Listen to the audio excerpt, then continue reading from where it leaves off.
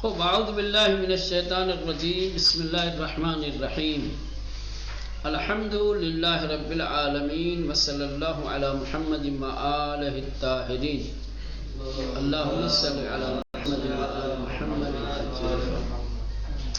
خوب حقوق کی بات چل رہی تھی. ٹھیک، چوتھا اور آخری چیپٹر ہے، اور اس میں جو ہے حق ہم کی شان. حق ہم کی شان، ہم کی شان یعنی ہم وطنان، ہم کیش یعنی ہم وطن، ہم کی شان، ہم کیش اس کی جمع ہے، الف نون لگا دیا ہے. ٹھیک، ہم کی شان یعنی ہم وطن، ایک وطن کے رہنے والے، ایک جگہ کے رہنے والے، ایک گاؤں کے، ایک شہر کے، ایک ملک کے، جو بھی کہنا. حق کی کہ ہم کی شانت برتو دارن، کریں کہ جو حق تمہارے ہم وطن تم پر رکھتے ہیں، اینس کے یہ ہے کہ در دل برائے انہا سلامت بخواہی، در دل، دل سے دل میں، برائے آنہا ان لوگوں کے لیے یعنی ہم وطن لوگوں کے لیے، سلامت بخواہی یعنی سلامتی بخواہی. ٹھیک، ان کی سلامتی طلب کرو، ان کی سلامتی چاہو. جو حق تمہارے ہم وطن تم رکھتے ہیں کہ دل میں ان کے سلامتی چاہو، دل سے، دل میں یا دل سے. بأزر و محبت خود ایشان را بہرمند کنید، اور اپنی مہر و محبت سے انہیں بہرمند کرو یعنی فائدہ پہنچاؤ. از مہر و محبت خود، اور اپنی مہر و محبت سے، ایشان را ان لوگوں کو، بہرے مند، بہرے مند کنی یعنی فائدہ پہنچاؤ، بہرے مند کرو. نسبت بے گناہ لغزش آنہا مدارا کردے، ان کے گناہ اور لغزش کی بنسبت مدارا کرو. مدارا یعنی نظر انداز کرنا، ان کے گناہوں کو، لغزشوں کو نظر انداز کر دو. در اصلاح شان کوشیدے، ان کی اصلاح کے بارے میں سعی و کوشش کرو. وَأَز نیکوکاران ایشان، اور تمہارے ہم وطن میں سے جو لوگ نیک ہیں، صالح ہیں، اچھے ہیں، تشکر کنی، کیا ہے ان کا شکریہ ادا کرو. ایک بار اور دیکھو، نسبت بے گناہ لغزش آنہا، ان کی لغزش اور ان کی گناہوں کی بنسبت مدارہ کر دے، چشم پوشی کرو. در اصلاح شان کوشیدے، ان کی اصلاح کی کوشش کرو. وَأَز نیکوکاران ایشان، اور ان میں سے جو صالح اور نیک ہیں، تشکر کنی، ان کا شکریہ ادا کرو. پس برائے ہمگان دعا کن، پس سب کے لیے دعا کرو. ہمگان یعنی برائے میں، ہمگان یعنی جمیع، ہمگان دعا کن، پس ہر ایک کے لیے، سب کے لیے دعا کرو. وہ ہمیرا یاری نما، اور ہر ایک کی مدد کرو. ہمیرا یاری نما یعنی یاری کن، یاری نمودن یا یاری کردن. ٹھیک، دونوں ایک ہی معنی میں، نمودن اور کردن. وہ ہمیرا یاری نما، اور سب کی مدد کرو. بہر یک را در جائے گاہ خود گرامی بیدار، اور ہر ایک کی اپنی مقام پر تعظیم و تکریم کرو.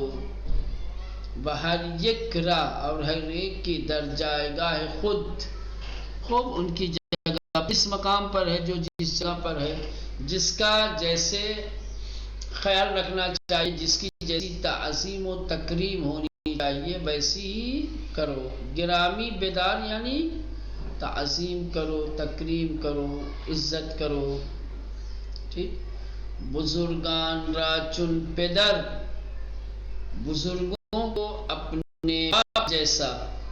بزرگان را، بزرگوں کو، چون یعنی مانند، پدر یعنی باپ، بزرگوں کو باپ جیسا.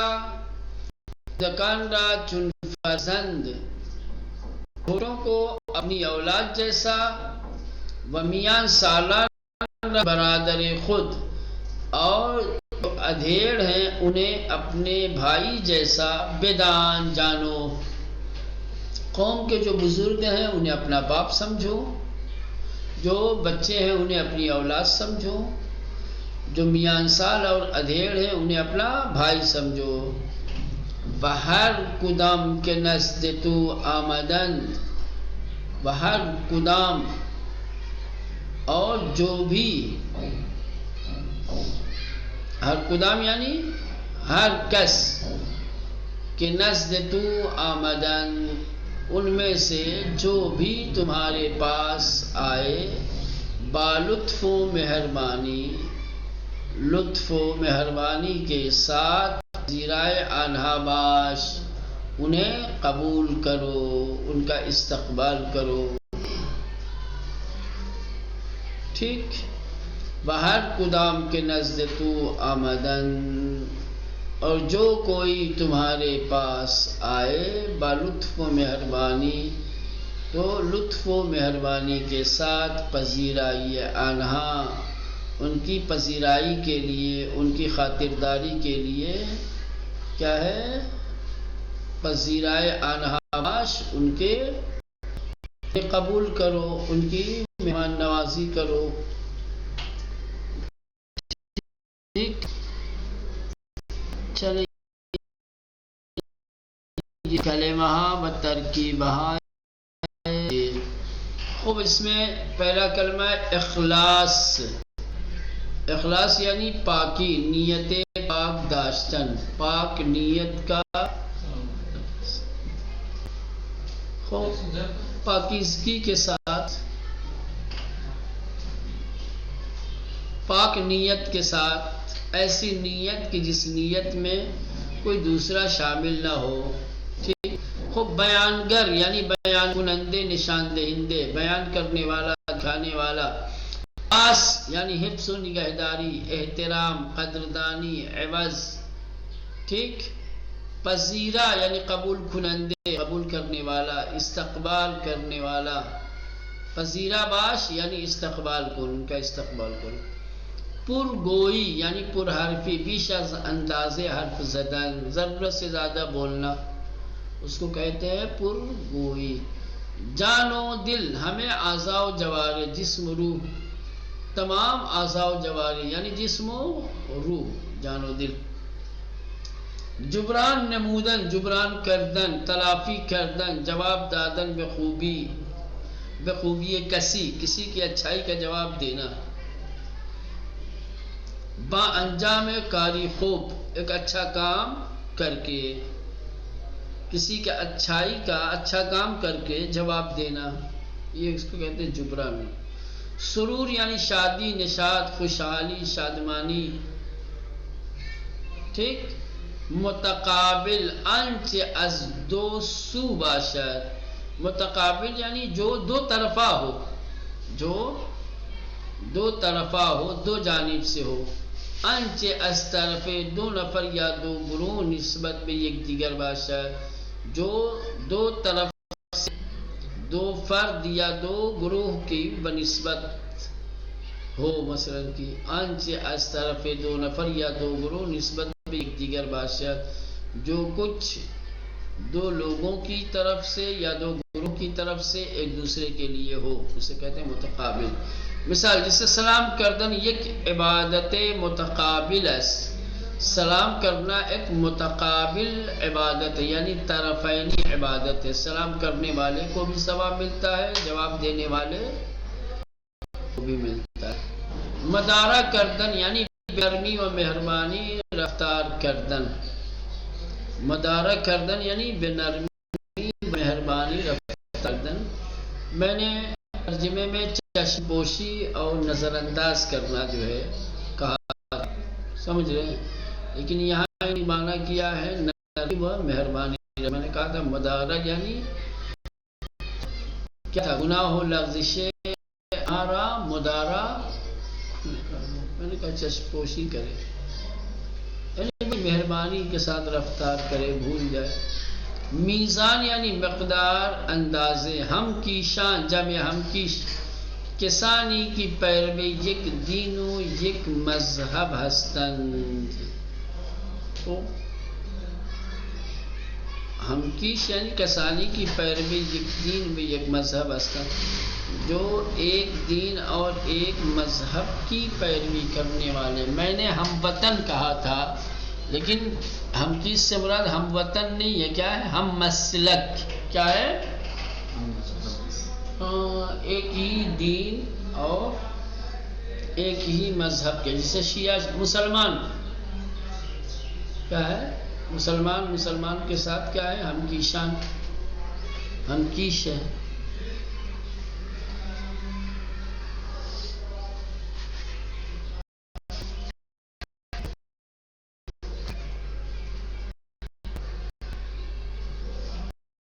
چلے بے ان جملہ بدقت توجہ فرمائید. ان جملوں کی طرف دقت کے ساتھ توجہ فرمائیں. جملہ کیا ہے؟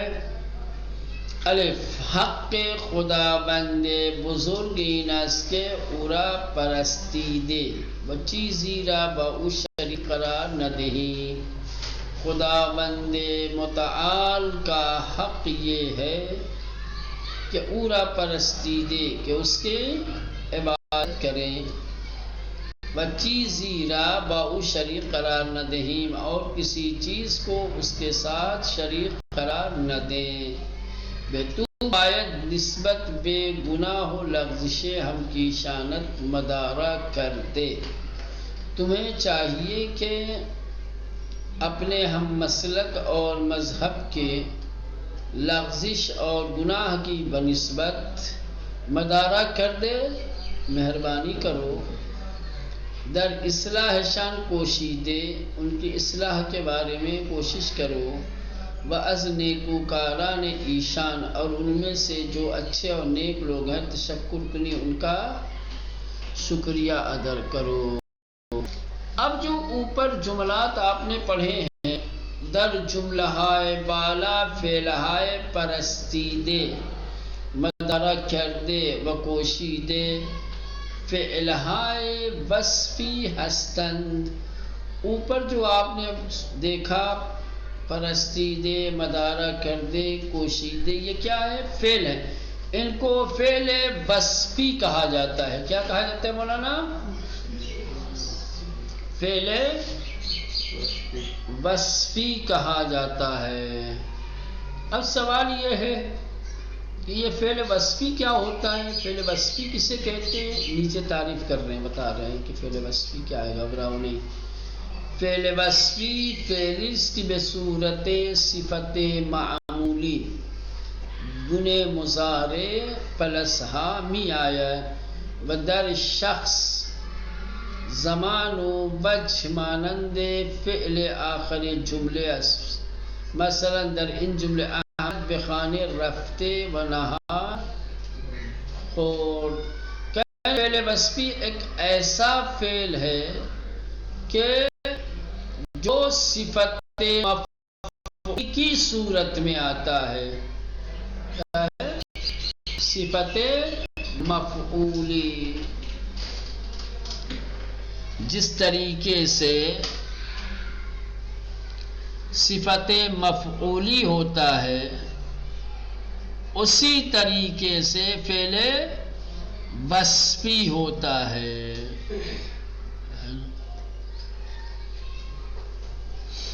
بس فرق یہ ہے کہ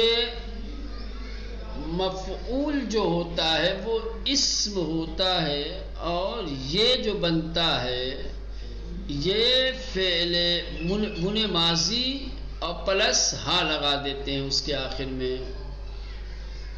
سمجھ رہے ہیں؟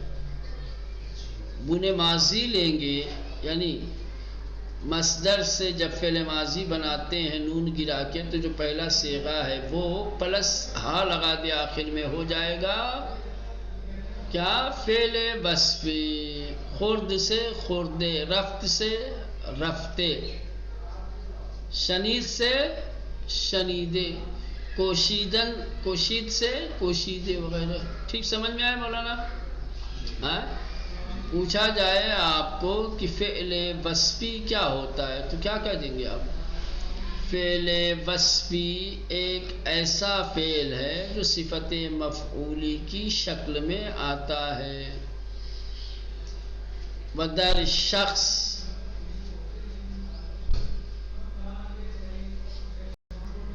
بدر شخص زمان و وجه مانند فعل آخر جملے است۔ شخص میں، زمان میں، وجہ میں کیا ہے؟ آخری جملے میں، جملے کے آخر میں فعل کی طرح ہوتا ہے۔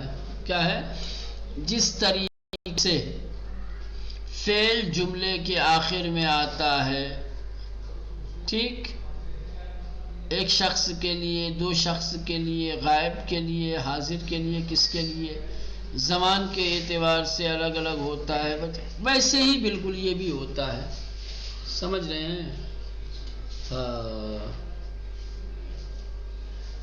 مثلا در ان جملے، مثلا یہ ایک جملہ آپ دیکھیں، احمد بے خانے رفتے، رفت تھا، اگر خالی یہ کہنا ہوتا کہ گیا تو کہتے احمد بے خانے رفت، یہ فعل ہو جاتا، ٹھیک، اور ہاں لگا دیا تو یہی فعل وصفی ہو گیا۔ سمجھ رہے ہیں؟ اب یہ دیکھیں مفعول کی طرح سے رفتے، نہار خورد، اس کو بھی کہہ سکتے ہیں نہار خورد۔ فعل خورد سوم شخص مفرد از ماضی سادے، کیا ہے؟ فعل خورد سوم شخص مفرد از ماضی سادے، ماضی سادے کا کیا ہے مولانا؟ شخص سوم یعنی واحد غائب، بدر وجہ اخباری است، اور اس وجہ اخباری یعنی خبر دینے کے لیے آیا ہے۔ بنابر ان فعل رفتے نیز، لہذا یہ جو فعل رفتے ہے یہ بھی سوم شخص مفرد از ماضی سادے، یہ بھی ماضی سادے کا شخص سوم ہے، اخباری می باشد، یہ بھی اسی صورت بھی جو ہے اخباری ہے یعنی رفت۔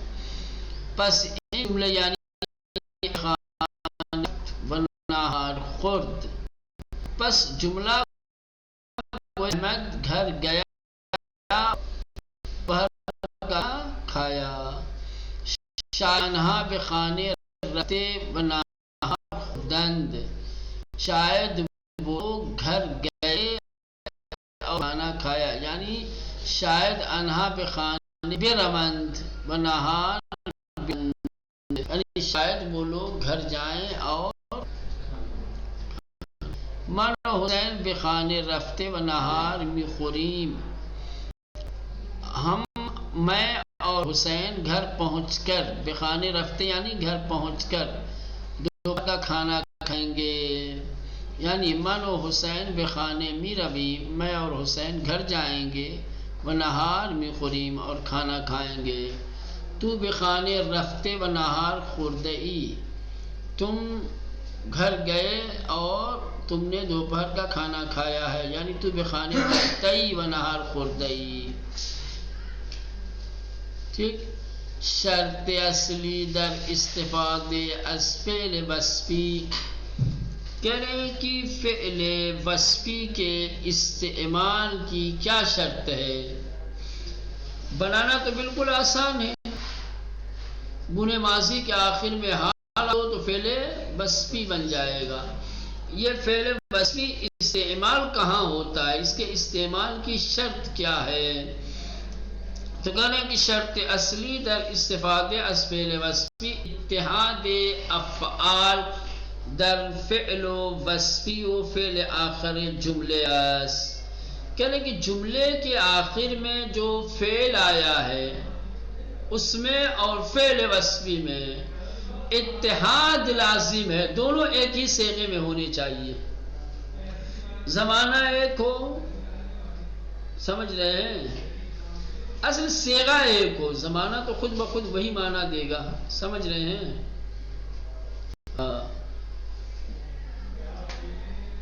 دیکھیں شرط اصلی در استفادے از فعل وصفی، کہہ رہے ہیں کہ فعل وصفی کے استعمال کرنے کی بنیادی شرط اتحاد افعال، افعال کا متحد ہونا در فعل میں، وصفی و فعل جملے، جملے کے آخر میں جو فعل ہے اور جو فعل وصفی لا رہے ہیں ہم، یہ دونوں متحد ہونے چاہیے، دونوں ہی جیسے ہوں.